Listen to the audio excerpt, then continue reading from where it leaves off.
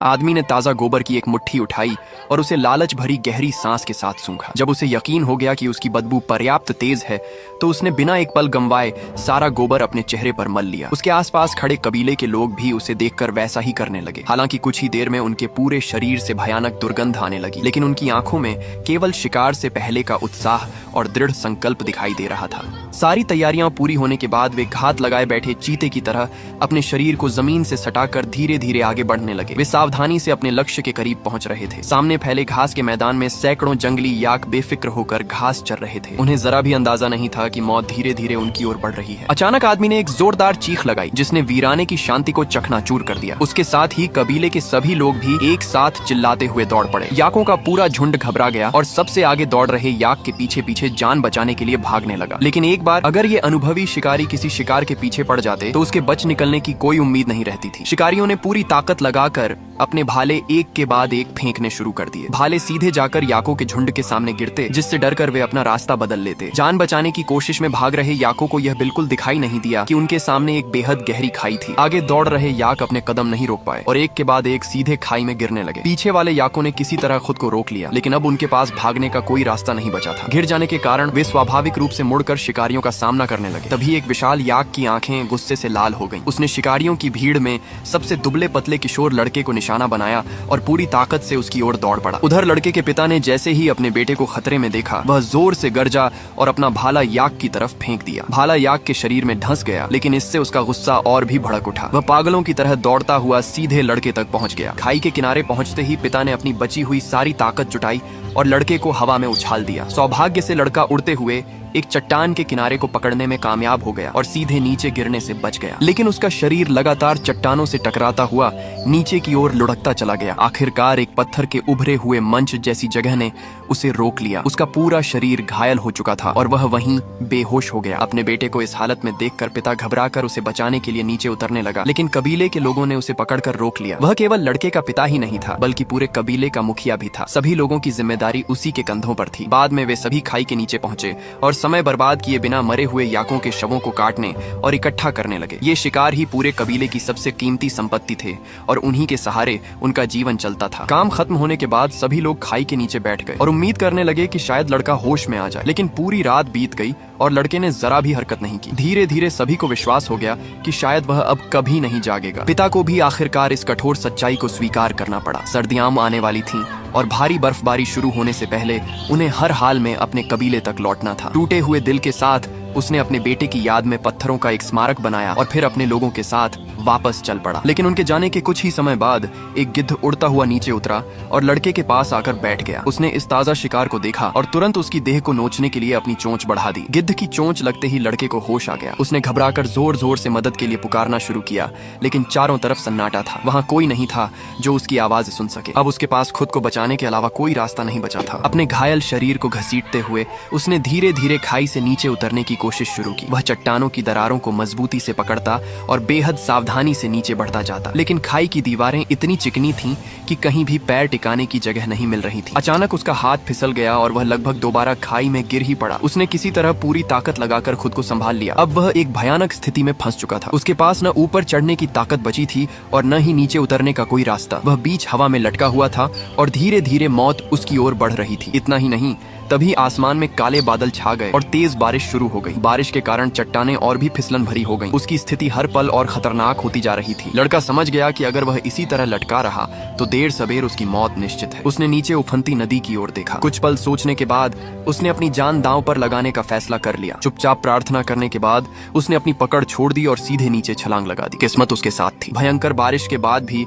वह चमत्कारिक रूप से जीवित बच गया। हालांकि उसका दायां पैर बुरी तरह टूट चुका था और वह खड़ा तक नहीं हो पा रहा था। वह दांत भींचकर पूरी ताकत से रेंगता हुआ आगे बढ़ने लगा। कीचड़ भरे गंदे पानी से भरे गड्ढे को देखकर उसने बिना झिझक उसमें से पानी पीना शुरू कर दिया। थोड़ी ताकत लौटने के बाद उसने अपने घायल पैर की जांच की। उसका पूरा पैर सूजकर गहरे बैंगनी रंग का हो चुका था। उसने तुरंत कुछ पत्थर लाकर पैर को उनके बीच फंसाया, फिर दर्द सहते हुए हड्डी को सीधा करने की कोशिश की। इसके बाद उसने कुछ लकड़ियां ढूंढी और उन्हें अपने टखने के दोनों ओर बांधकर अस्थायी सहारा बना लिया। अब वह केवल बहुत धीरे धीरे चल सकता था, लेकिन कम से कम उसके भीतर जीने की एक उम्मीद फिर से जाग उठी थी। वह लंगड़ाता हुआ न जाने कितनी देर तक चलता रहा और आखिरकार वापस खाई के ऊपर पहुंच गया। लेकिन वहां पहुंचकर उसकी सारी उम्मीदें टूट गईं। ऊपर अब कोई नहीं था। उससे भी ज्यादा दर्दनाक बात यह थी कि उसने वहाँ अपने पिता द्वारा बनाया गया पत्थरों का स्मारक देखा। वह समझ गया कि सभी लोग उसे मृत मान चुके हैं। एक ही पल में उसकी बची हुई सारी आशाएं बिखर गईं। वह टूटकर रो पड़ा और गुस्से में उस पत्थर के स्मारक को तोड़ने लगा जो उसकी मौत का प्रतीक बन चुका था। अब वह बिल्कुल अकेला था। इस विशाल और निर्दयी जंगल में वह आखिर कैसे जिंदा रहेगा? तभी अचानक दूर से भेड़ियों की डरावनी हुआ हुआ सुनाई दी। वह घबरा कर तुरंत उठ बैठा। पता नहीं कब कई जंगली भेड़िए उसके सामने आ चुके थे। डर के मारे वह भागने लगा, लेकिन घायल पैर के साथ वह भेड़ियों से कैसे बच सकता था? वह किसी तरह एक पेड़ पर चढ़ने ही वाला था कि एक भेड़िया झपट कर आया और उसके पैर में बंधी खाल को दांतों से पकड़कर उसे नीचे खींच लिया। जान बचाने के लिए लड़के ने तुरंत अपनी छुरी निकाली और अंधाधुंध भेड़िए पर वार करने लगा। किसी तरह उसे मौका मिल गया और वह तेजी से पेड़ पर चढ़ गया। फिलहाल उसकी जान बच गई थी, लेकिन खतरा अभी खत्म नहीं हुआ था। भेड़ियों का झुंड अपने शिकार को इतनी आसानी से छोड़ने वाला नहीं था। वे पेड़ के नीचे डेरा डालकर बैठे रहे और हर समय उसके नीचे गिरने का इंतजार करने लगे। इस तरह लड़का और भेड़ियों का झुंड पूरी रात एक दूसरे का सामना करते रहे। डर और बेचैनी में उसने किसी तरह रात काटी। अगली सुबह आखिरकार अधिकांश भेड़िए वहां से चले गए। केवल वही घायल ग्रे भेड़िया बचा था जिसे लड़के ने छुरी से घायल कर दिया था। लड़के ने अपनी छुरी को एक लकड़ी के डंडे से बांध लिया और आगे की तैयारी करने लगा। घायल भेड़िए को देखकर लड़के ने उसकी पीड़ा समाप्त करने का फैसला किया। वह अपने भाले नुमा डंडे के साथ उसकी ओर बढ़ा, लेकिन तभी जमीन पर पड़ा वह ग्रे भेड़िया लगातार कराहने लगा। उसकी आंखों में डर नहीं बल्कि दया की याचना दिखाई दे रही थी। लड़का आखिरकार दिल का बहुत नरम था। उसका मन बदल गया। इतना ही नहीं, उसने उस भेड़िए को मारने के बजाय उसकी जान बचाने का निर्णय ले लिया। लेकिन लड़के की भलाई को समझने के बजाय भेड़िए ने तुरंत अपने दांत दिखा दिए और घुर्राने लगा। मजबूर होकर लड़के ने एक रस्सी निकाली और धीरे धीरे उसकी ओर बढ़ा। सही मौका मिलते ही उसने भेड़िए के मुंह को मजबूती से बांध दिया ताकि वह काट न सके। इसके बाद उसने घायल भेड़िए को अपनी बाहों में उठाया और धीरे धीरे आगे चल पड़ा। उसी क्षण से एक इंसान और एक भेड़िए की किस्मत हमेशा के लिए एक दूसरे से जुड़ गई। अगली सुबह लड़का गुफा के अंदर जागा। रात में किसी समय भेड़िया अपने बंधन से आजाद हो चुका था। लड़का सावधानी से उसकी ओर बढ़ा, लेकिन जैसे ही वह करीब पहुंचा, भेड़िए ने फिर अपने दांत दिखाकर चेतावनी दी। काफी इशारों और कोशिशों के बाद लड़का किसी तरह उसे समझाने में सफल हुआ कि वह उसे पानी पिलाना चाहता है। भेड़िए का व्यवहार थोड़ा नरम तो हुआ, लेकिन लड़का अभी भी सतर्क था। उसका विश्वास जीतने के लिए वह अपने शरीर को जितना हो सके नीचे रखता ताकि दोनों लगभग एक ही स्तर पर दिखाई दें। यहीं से उनकी दोस्ती की पहली नींव रखी गई। अगले कुछ दिनों तक लड़का पूरी लगन से भेड़िए का इलाज करता रहा। बड़ी मेहनत के बाद उसने कुछ कीड़े मकोड़े और घाव साफ करने वाले कीड़े ढूंढे। अपने कबीले के बुजुर्गों से सीखी हुई विधि के अनुसार उसने उन कीड़ों को धीरे धीरे भेड़िए के घावों पर रखा ताकि वे सड़े हुए मांस को खाकर घाव को साफ कर सकें। बाकी बचे कीड़े उसने भेड़िए के सामने रख दिए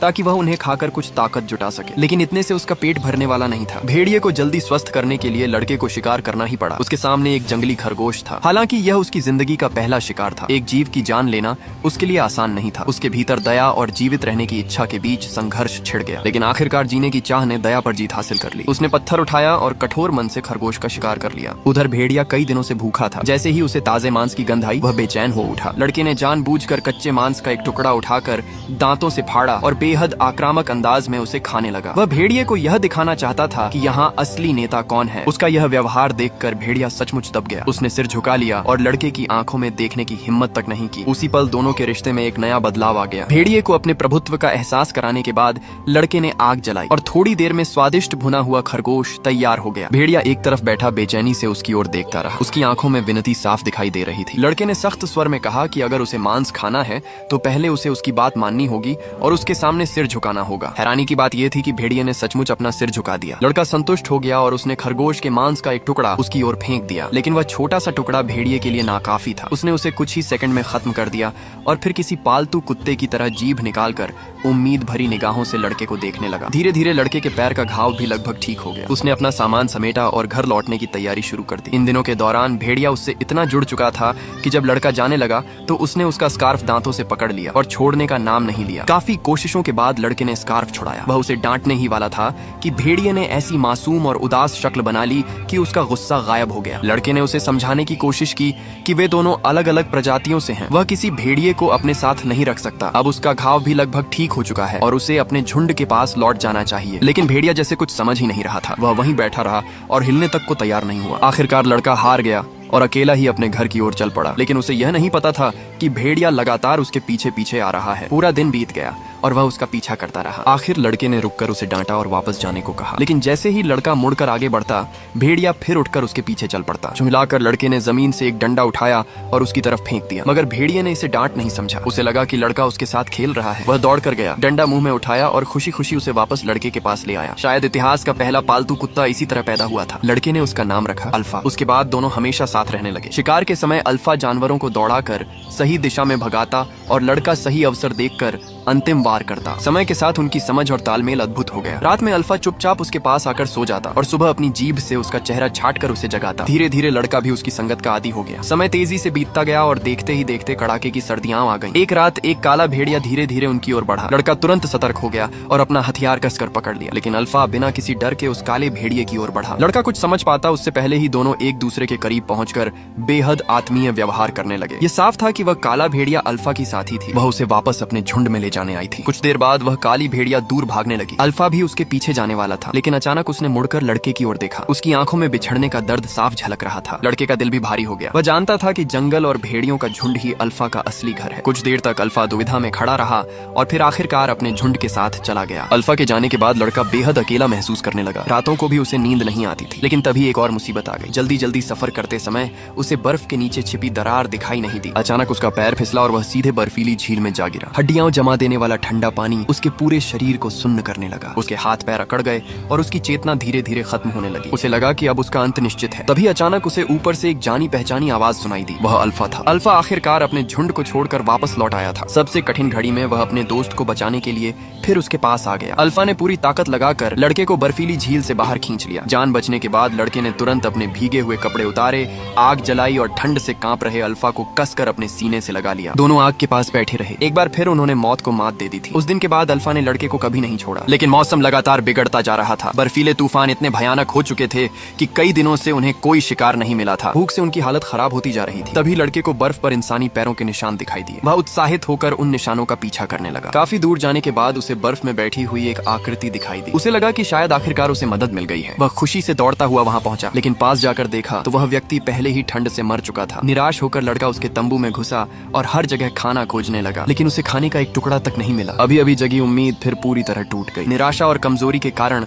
लड़के को तेज खांसी आई और उसके मुंह से खून निकल आया। वह समझ चुका था कि उसका शरीर अब ज्यादा समय तक साथ नहीं देगा। आखिर में उसने उस बूढ़े आदमी द्वारा छोड़ी गई एक क्रॉसबो धनुष बंदूक उठाई और आगे बढ़ने की तैयारी करने लगा। एक बार फिर लड़का अपने घर की ओर चल पड़ा, लेकिन उसने मुश्किल से कुछ ही कदम आगे बढ़ाए थे कि आसमान को ढक देने वाला भयंकर बर्फीला तूफान अचानक और तेज हो गया। उसी समय उसके पीछे से कई खूंखार शिकारी कुत्ते निकल आए। आगे मौत थी और पीछे भी मौत थी। घबराहट में लड़का और अल्फा जल्दी से पास मौजूद एक गुफा के अंदर घुस गए। इसी वजह से वे उन शिकारी कुत्तों से बचने में सफल हो गए। लड़के ने राहत की सांस ही ली थी कि अल्फा अचानक गुफा के अंदर गहराई की ओर देखकर गुर्राने लगा। उसके पूरे शरीर में तनाव था, जैसे उसे किसी बड़े खतरे का आभास हो गया हो। अगले ही पल अंधेरे के भीतर से एक विशाल सेबर टूथ टाइगर बिजली की तरह छलांग लगाकर बाहर आया। अल्फा ने बिना एक क्षण गंवाए उसकी ओर छलांग लगा दी और लड़के तक पहुंचने से पहले ही उसे रोक लिया। दोनों के आकार में बहुत बड़ा अंतर था। सेबर टूथ टाइगर उससे कई गुना बड़ा और ताकतवर था, लेकिन अल्फा के मन में जरा भी डर नहीं था। चाहे उसका शरीर कितनी भी बुरी तरह घायल हो जाए, वह हर कीमत पर लड़के की रक्षा करना चाहता था। भयंकर लड़ाई शुरू हो गई। टाइगर के नुकीले पंजे और लंबे दांत बार बार अल्फा के शरीर को चीर रहे थे। उसके पूरे शरीर से खून बहने लगा, लेकिन वह पीछे हटने को तैयार नहीं था। वह लगातार लड़ता रहा और लड़के के सामने एक ढाल की तरह खड़ा रहा। जब अल्फा लगभग हारने की कगार पर पहुंच गया और उसके शरीर में ताकत खत्म होने लगी, तभी लड़के ने सही मौका देखकर अपने क्रॉसबो से तीर छोड़ दिया। तीर सीधे सेबर टूथ टाइगर के शरीर में जा धंसा। कुछ ही क्षण बाद वह बर्फीली ढलान पर गिर पड़ा और हमेशा के लिए शांत हो गया। खतरा टल चुका था, लेकिन इस लड़ाई में अल्फा बुरी तरह घायल हो चुका था। वह जमीन पर पड़ा हाँफ रहा था और उसकी सांसें बहुत कमजोर हो चुकी थी। लड़के के पास न कोई दवा थी और न ही कोई जड़ी बूटी जिससे वह उसका इलाज कर सके। वह केवल उसके घावों को धीरे धीरे साफ कर सकता था और बार बार भगवान से प्रार्थना कर सकता था कि अल्फा किसी तरह जीवित बच जाए। अपने सबसे अच्छे दोस्त को इस हालत में देखकर उसका दिल टूट गया। उसने मन ही मन कसम खाई कि चाहे कुछ भी हो जाए, वह अल्फा को मरने नहीं देगा। तूफान लगातार बढ़ता जा रहा था। एक इंसान और एक भेड़िया बर्फ के अथाह समुद्र में धीरे धीरे आगे बढ़ रहे थे, लेकिन अल्फा के घाव बहुत गंभीर थे। कुछ दूर चलने के बाद उसके पैरों ने जवाब दे दिया और वह बर्फ पर गिर पड़ा। इस बार वह दोबारा खड़ा नहीं हो सका। लड़का उसके पास बैठ गया। उसने प्यार से उसके सिर और फर को सहलाया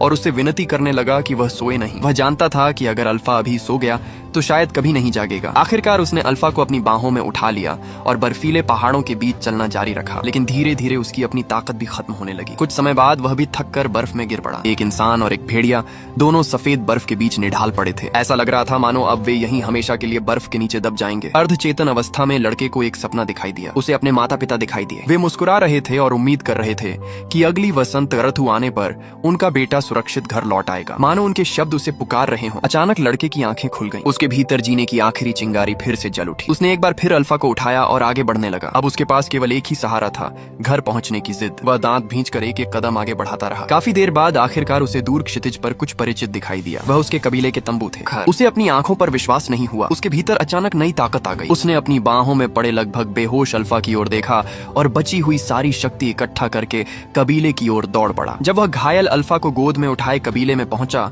तो उसके पिता और बाकी सभी लोग स्तब्ध रह गए। जिस लड़के को वे महीनों पहले मृत मान चुके थे वह उनके सामने जीवित खड़ा था। कुछ ही क्षण बाद उसकी सारी ताकत खत्म हो गई और वह अपने पिता की बाहों में गिर पड़ा। बेहोश होने से पहले उसने कांपते हुए हाथ से अल्फा की ओर इशारा किया और अपने पिता से उसे बचाने की विनती की। फिर वह अंधेरे में डूब गया। जब उसने दोबारा आंखें खोली तो सबसे पहला सवाल उसके मन में अल्फा को लेकर था। उसने तुरंत अपने आसपास देखा और फिर राहत की सांस ली। अल्फा जीवित था। उसके पिता ने कबीले के वैद्य को बुलाया था और उन्होंने पूरी कोशिश करके उसकी जान बचा ली थी। लेकिन इससे भी ज्यादा आश्चर्यजनक बात सामने आई। अल्फा गर्भवती थी। तभी सबको समझ आया कि सेबर टूथ टाइगर से लड़ते समय उसने केवल लड़के की रक्षा नहीं की थी बल्कि अपने पेट में पल रहे बच्चों की जान को भी जोखिम में डाल दिया था। फिर भी उसने अपनी जान की परवाह नहीं की और लड़के को बचाने के लिए मौत से लड़ गई। कबीले के सभी लोग इस अनोखे रिश्ते से गहराई से प्रभावित हो गए। एक इंसान और एक भेड़िए के बीच ऐसा अटूट विश्वास उन्होंने पहले कभी नहीं देखा था। कुछ समय बाद अल्फा ने स्वस्थ बच्चों को जन्म दिया। वे बच्चे कबीले में ही बड़े हुए। फिर उनकी अगली पीढ़ियां पैदा हुई और इस तरह पीढ़ी दर पीढ़ी उनका वंश आगे बढ़ता गया। धीरे धीरे वे जंगली भेड़िए इंसानों के साथ रहने लगे। अब जब भी कबीले के लोग शिकार पर निकलते उनके साथ भेड़ियों से विकसित हुए शिकारी कुत्तों का एक पूरा झुंड चलता। वे साथ मिलकर शिकार करते, साथ लड़ते और एक दूसरे पर पूरा भरोसा करते। जो कभी जंगल में एक दूसरे के दुश्मन थे वे अब सबसे भरोसेमंद साथी बन चुके थे। इंसान और कुत्ते की दोस्ती की यही कहानी आने वाली अनगिनत पीढ़ियों तक चलती रही। एक ऐसी दोस्ती जो विश्वास, त्याग और प्रेम की नींव पर बनी थी। तो दोस्तों यह मूवी यही समाप्त हो जाती है। अगर आप लोगों के पास भी कोई सच्चा दोस्त आपकी लाइफ में है तो कमेंट में जरूर बताना, भले ही वह लड़का हो या लड़की। धन्यवाद।